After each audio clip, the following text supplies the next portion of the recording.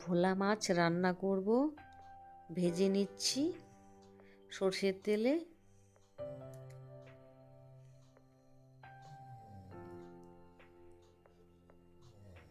ভাজা হয়ে গেছে, তুলে নিয়েছি। বেগুনগুলো ভেজে তুলে নিলাম। আলুগুলো ভেজে নেব। পেঁয়াজ কুচি দিয়ে দিলাম, টমেটো কুচি একটু ভেজে নেব। লঙ্কা বাটা, হলুদ গুঁড়ো, নুন ভালো করে কষিয়ে নিব।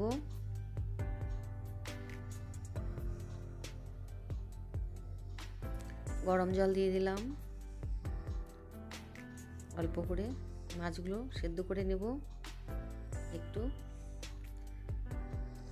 বেগুন ভাজাগুলো দিয়ে দিলাম। ভাজা জিরে বাটা দিয়ে নামিয়ে নেব।